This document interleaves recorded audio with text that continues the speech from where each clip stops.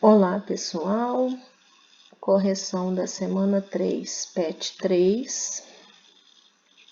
Como eu já disse, né? Não é apenas uma correção, senão eu simplesmente disponibilizaria o gabarito, mas é um momento de comentar a respeito das respostas que eu li, das atividades que eu recebi e dos assuntos que foram abordados ao longo do PET 3. Até porque o PET 4, né, ele dará sequência ao assunto. Vocês começaram a ver no PET 3 a literatura, né, o modernismo, e o PET 4 ele traz mais especificamente, mais detalhadamente até, assuntos ligados à literatura modernista. Então, semana 3. Poesia brasileira em movimento contemporâneo. A literatura brasileira reúne diversos poetas e poetisas que tiveram grande destaque não somente no Brasil, mas no mundo. Vamos acessar alguns poetas e suas obras contemporâneas. Então, o primeiro deles, né, que apareceu aí na semana 3, é Carlos Drummond de Andrade. Aí a gente pensa assim, não precisa ficar falando de Drummond, porque ele é nosso conterrâneo, nós conhecemos muito a respeito dele, estou cansado de ouvir sobre Drummond, né? Aí eu escuto muita gente até hoje, desde que eu era criança, até hoje escuto, eu não gosto de Drummond, porque Drummond não gostava de Tabira, tem nada disso, tá? E mesmo que a gente acredite que conheça muito, às vezes não é o suficiente. Então, Drummond nasceu em 1902, morreu em 1987. Ele é um poeta modernista mineiro, considerado um dos maiores poetas brasileiros do século XX. Então, a gente não pode simplesmente menosprezá-lo, né? Um dos maiores poetas brasileiros do século XX. Pera lá, né?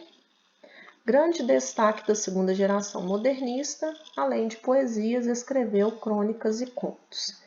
E aí eu separei aqui algumas informações sobre Drummond. Nós não vamos ler tudo, mas fica a dica para vocês. Peguei sites bem conhecidos, né? Nada complexos. Então, esse texto está no educação.ol.com.br. Então, modernismo, por que Carlos Drummond é tão importante para a literatura brasileira? Para se compreender a importância de Carlos Drummond de Andrade, é preciso encarar sua obra poética sob dois aspectos distintos, embora complementares. Primeiramente, é preciso considerá-la sob a perspectiva da história da literatura brasileira, compreendendo a contribuição que lhe fez o poeta. Em segundo lugar, pelos valores que ela tem por si só, intrinsecamente, os quais devem comprovar a grandeza do escritor e a excelência de seu modo de usar a língua portuguesa, bem como a universalidade e a atualidade permanente em seus textos. Aí eu vou aproveitar para reforçar aquilo que eu falei dentro da correção do PET 3, semana 1, né? O quão maravilhosa e perigosa a internet pode ser. Porque aí eu tenho aqui em destaque Carlos Drummond de Andrade. Se eu quiser, né, saber mais especificamente sobre ele, não necessariamente a relação dele com o modernismo, eu vou clicar aqui. Tá? Se eu quiser saber mais especificamente sobre o modernismo e não necessariamente sobre Carlos Drummond, eu vou clicar no outro trecho em destaque. E aí é fácil nós desviarmos do assunto, né? Dependendo da situação. Então, aqui fala sobre o modernismo, eu não vou entrar nessa parte, porque, em primeiro lugar, a professora Rose Mello já falou sobre isso ao longo das teleaulas. Ela vai continuar falando, né, na aula do dia 8, provavelmente, porque o assunto é esse. Então, é sobre Drummond que a gente quer saber. É no panorama da primeira geração modernista que Drummond desponta como poeta no final da década de 1920. Mas ele pertence a uma nova geração que quer imprimir novos rumos ao modernismo. Sua poesia, em termos formais, também se alinha a ruptura com o passado. Lembrando aqui que são termos formais, estrutura, né? A forma. Entretanto, em termos de conteúdo, de temática, ele vai além, não se limitando à necessidade de inovar e de afirmar a identidade nacional. Em seus poemas, Drummond desenvolve uma reflexão de caráter existencial.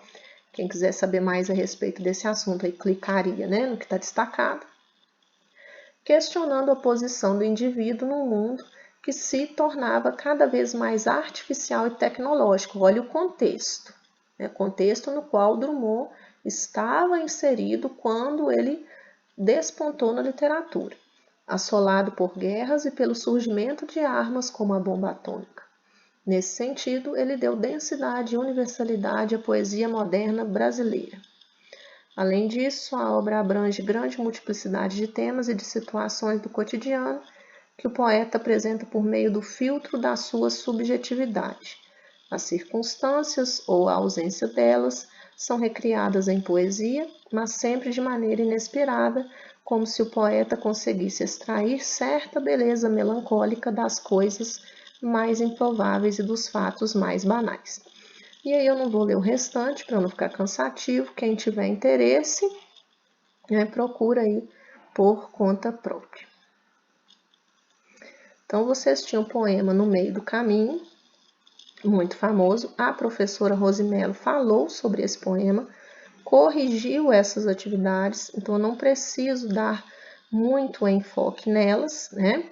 É um poema que muita gente não entendeu quando ele foi divulgado e muita gente não entende até hoje, ou não quer entender, né? Então, essas questões aí, elas já foram corrigidas. Por esse motivo, eu não preciso, né, repetindo, eu não preciso focar nelas. Clarice Lispector. Contista, cronista e romancista, Clarice nasceu na Ucrânia, porém foi naturalizada brasileira. Grande destaque da terceira geração modernista, ela é considerada uma das maiores escritoras do Brasil. Além de poesias, escreveu romances, contos e obras de literatura infantil. E aí vamos pegar algumas outras informações sobre a Clarice Lispector. Agora eu entrei aqui no Brasil Escola, tá? Também não vou ler tudo. Foi uma das mais importantes figuras da literatura modernista brasileira, autora de clássicos como A Hora da Estrela, Laços de Família ou ainda o livro de contos Felicidade Clandestina.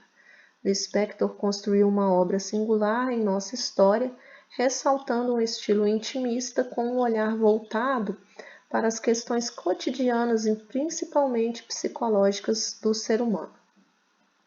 Características: a obra de Clarice Lispector é normalmente associada ao modernismo brasileiro em sua fase final.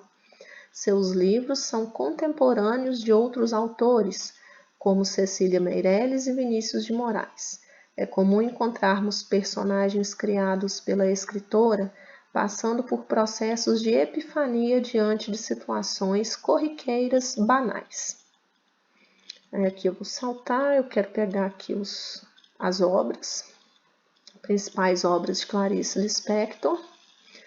Perto do Coração Selvagem, Laços de Família, aí tem as datas de lançamento de cada uma. A Paixão segundo GH, que foi inclusive referência para a questão, né? Questão 2, da semana 3. A Legião Estrangeira, Uma Aprendizagem ou o Livro dos Prazeres, Felicidade Clandestina, Água Viva, A Hora da Estrela, Um Sopro de Vida. E aí uma curiosidade. Frases. Com o advento da internet e das redes sociais, Clarice Lispector tornou-se uma das autoras mais compartilhadas entre entusiastas da literatura. Embora autora de muitas citações, deva ser motivo de desconfiança de usuários desavisados. Muito do que se compartilha com o nome de Lispector nunca foi escrito pela própria autora, o que nos obriga a ter cuidado e checar as fontes antes de enviar as frases da autora para os amigos virtuais. Isso acontece com frequência, né? Infelizmente. Uma frase famosa de Clarice que vive aparecendo nas redes sociais é a seguinte: liberdade é pouco, O que eu desejo ainda não tem nome. Esse trecho incrível realmente é da autora e pode ser conhecido em seu contexto completo no livro Perto do Coração Selvagem, primeiro romance da escritora. Veja outras frases famosas da autora. Ela é tão livre que um dia será presa. Presa por quê? Por excesso de liberdade. Mas essa liberdade é inocente? É. Até mesmo ingênua. Então por que a prisão? Porque a liberdade ofende. Então, um trecho aí de Um Sopro de Vida. E outra frase famosa dela, da obra A Hora da Estrela. Não tenho medo nem de chuvas tempestivas, nem das grandes ventanias soltas, pois eu também sou o escuro da noite. Então, aí algumas informações sobre Clarice Lispector. É uma autora incrível, muita gente adora, mas muita gente também diz odiar. E creio eu que esses que dizem odiar é porque não conseguem, infelizmente, compreender aquilo que ela escreve, aquilo que ela escreveu. Então, vocês tinham aí um trechinho do romance A Paixão Segundo GH, e a partir desse trechinho, da temática dele, vocês iam relacionar essa temática com as mudanças impostas pela pandemia de Covid-19 na vida da população e redigir um texto. Assim como eu falei na correção anterior, eu solicitei nos formulários que vocês entregassem um texto manuscrito, usando uma folha, a frente de uma folha de caderno, e que seguissem as regras de redação do Enem. Tá? O trechinho é o seguinte: perdi alguma coisa que me era essencial, que já não é mais. Não me é necessária, assim como se eu tivesse perdido uma terceira perna que até então me impossibilitava de andar, mas que fazia de mim um tripé estável. Sobre esse trechinho, a professora Rosimelo, lá do programa Se Liga na Educação, ela já fez alguns comentários, sobre o que essa terceira perna pode significar, no contexto tanto da obra da Clarice Lispector, do que ela observava, quanto no contexto da pandemia na vida da população. E aí, praticamente todo mundo que me entregou a produção de texto falou sobre a pandemia do Covid, a relação dessa pandemia na vida da população. Alguns tiveram muita dificuldade para organizar as ideias no texto, mas praticamente todo mundo, mesmo seguindo os critérios do Enem, não deixou clara a relação das mudanças impostas pela pandemia com o texto da Clarice Lispector.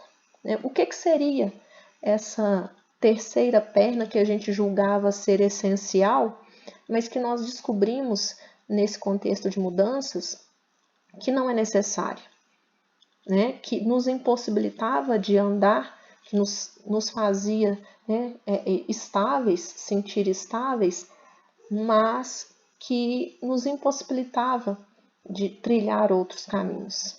Então, foi bem complicado nesse sentido, tá? E eu coloquei as observações lá para cada um. Eu selecionei um texto aqui que está muito bem escrito, apesar de não fazer a relação com o texto da Clarice Lispector. Agora o texto vai aparecer, porque eu mudei o sistema do texto, coloquei separadinho aqui. Pode ser que apareça o nome do dono do texto, então eu já vou pedir desculpas de uma vez, porque eu não avisei para os donos, nem do texto anterior e nem desse. Foi uma surpresa, uma forma de premiação. A minha ideia era essa, de prestigiá-los com o texto de vocês aparecendo aqui, tá? Então vamos ao texto que eu escolhi para colocar. Segundo a OMS, uma pandemia é a disseminação mundial de uma nova doença.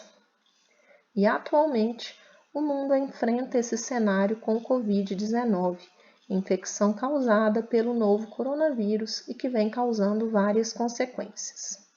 Semelhante à peste de Cumus, a propagação do vírus coloca em debate a importância de um projeto coletivo para a sociedade.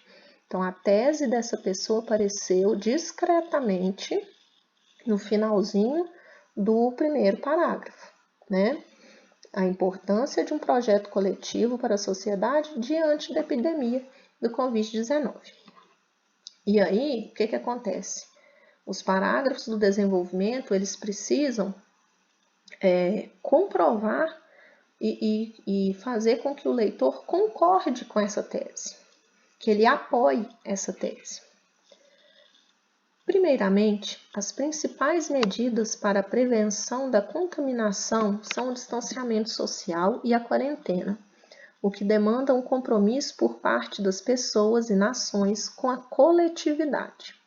Nesse sentido, tal esforço se mostra como um grande desafio, porque, como diz Bauman em sua Sociologia, a sociedade líquida é marcada por relações individualistas e fragmentadas. Isso pode ser observado no descumprimento das medidas de profilaxia, uma vez que as aglomerações não vêm sendo evitadas por grande parte da população. Em segunda análise, todo esse quadro mundial contribui para a desintegração social e os mais diversos conflitos, crise econômica, desemprego, inflação, instinto de conservação da vida, além da superlotação das unidades de tratamento intensivo, o que leva à morte de dezenas de milhares de pessoas a mais, simplesmente pela impossibilidade de tratamento. Contudo, se o processo de combate ao vírus é coletivo, a sociedade precisa estabelecer atitudes de solidariedade, por se tratar de uma doença que afeta a todos, independentemente da classe social. Portanto, é necessário que os indivíduos exerçam a empatia como forma de fortalecer laços de solidariedade e respeitem as medidas de prevenção, a fim de não sobrecarregar o sistema de saúde. Ademais, o Estado precisa ser o exemplo, procurando conscientizar a população sobre medidas de prevenção e desenvolvendo políticas de assistência social para que os impactos sociais e econômicos possam ser minimizados e as vidas preservadas.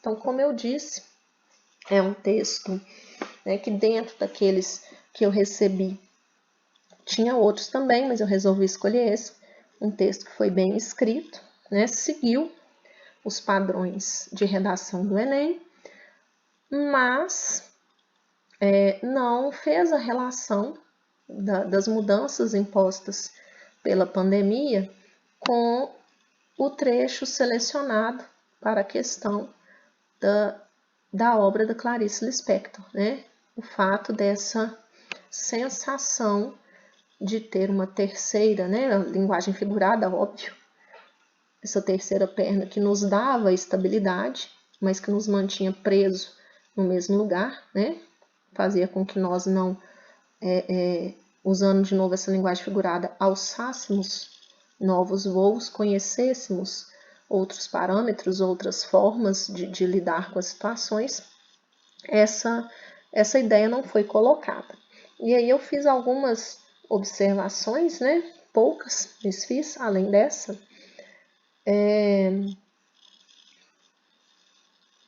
A questão do uso da vírgula, que em alguns casos ela foi usada em excesso, desnecessariamente, que foi o caso aí do quarto parágrafo. Aqui, ó. É necessário que os indivíduos exerçam a empatia como forma de fortalecer laços. Não tem vírgula aqui, tá? Entre empatia e como. De solidariedade e respeitem as medidas de prevenção a fim de não sobrecarregar. Aqui também não tem vírgula, tá? Então, são dois casos, não é que não precisa, são dois casos em que não se usa vírgula. E teve um pouquinho de repetição também. Então, evitem, tá? Ficar repetindo o mesmo termo ou usando termos que são muito parecidos, principalmente na questão sonora, termos que rimam, que terminam com o mesmo som, muito próximos, porque aí você parece que você está usando um recurso poético dentro de um texto que não é literário. Então, aqui teve a repetição do termo Medidas de prevenção. Deveria ter substituído. Quer ver? Fortalecer laços de solidariedade, respeitem as medidas de prevenção, a fim de não sobrecarregar o sistema de saúde. Ademais, o Estado precisa ser o exemplo, procurando conscientizar a população sobre medidas de prevenção. Então, tem alguns termos que ficaram um pouco repetitivos, eu destaquei esse aí, tá bom? Novamente, se tiver ficado alguma dúvida, a orientação é que vocês entrem em contato pelo chat do Conexão Escola. Até a próxima correção.